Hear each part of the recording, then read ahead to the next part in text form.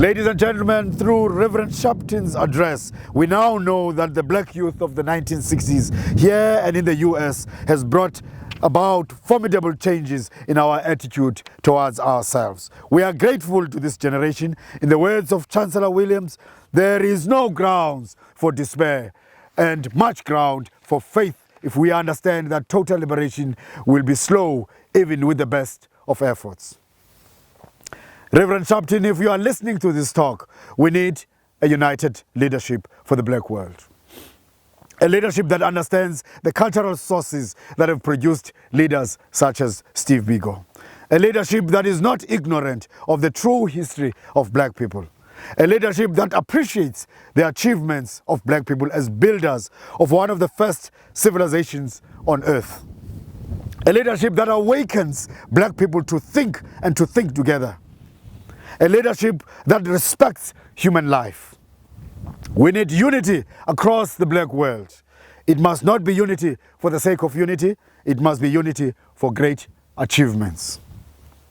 In closing, Don Matera sings this lovely Azanian song again. Remember to call at my grave when freedom finally walks the land, that I may rise to tread familiar paths, to see broken chains, fallen prejudice, forgotten injury, pardoned pains. And when my eyes have filled their sight, do not run away for fright. If I crumble back to dust again, it will only be the bliss of a long-awaited dream that bids me rest when freedom finally walks the land. This is a call not only for Biko.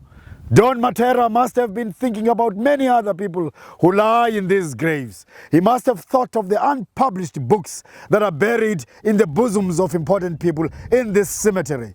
He must have thought of songs that were composed, which none now living ever sing. Paintings painted in huts which should have been brushed onto canvas before the journey to this place. He must have thought of my mother who rests in this place, and so I write. My identity is hidden here. The meaning of my life sits in this place of death. This site of ends holds my beginning in the silence of the grave and in the warmth of the tomb. It is waiting for me here where our dreams lie alongside our beginning, where air is guiltless and life silent, with lessons for all the restless walkers who can never leave their dreaming. Ladies and gentlemen, the story of Biko has not ended. Thank you, thank you, thank you.